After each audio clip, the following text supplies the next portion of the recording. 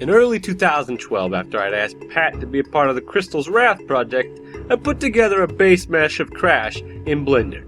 It wasn't really much to look at, considering I'm not the best artist, but over time, it became more Crash looking. The computer I was using at the time would have had a heart attack if I had tried to run anything more intensive than a really old version of Blender. So I ended up sending the model to Pat, knowing he had at least a few years experience in 3ds Max. We collaborated on it together as he cleaned up the model and made more tweaks. And I have no idea where the hell this fit into the process. Eventually, we ended up with an unwrapped, textured, rigged, and animatable Crash model which was capable of doing all the zany cartoon stuff we wanted Crash to be able to do. So we decided to run with it, and this was the first model to be used in the actual playable game.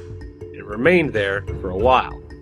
But after some time, we started to lose our faith in the model. We decided it sucked.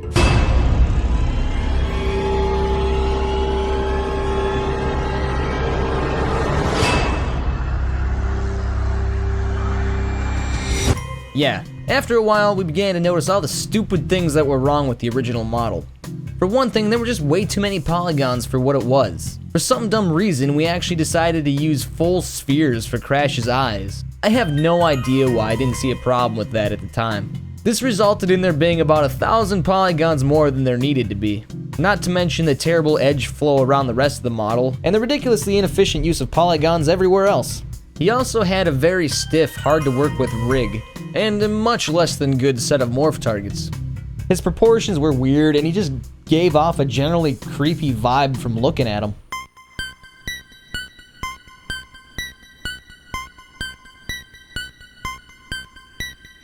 Though it was painful, we felt that we had to redo the model. We learned a lot after getting our first model of Crash in the engine, and we knew we could already do better. We spent a few days looking at references of every Crash model, and tried to choose what we thought were the best features of each and combine them.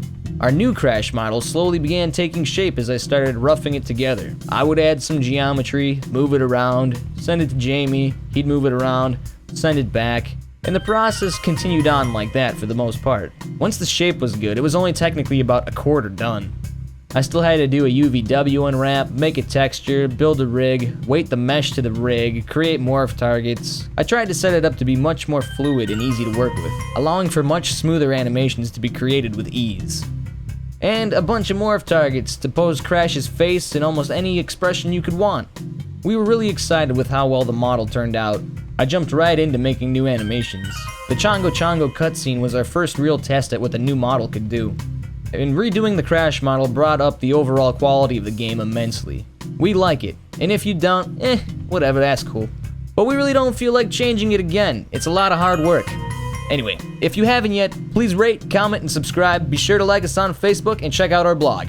Links for all that are down in the description, and thanks for watching.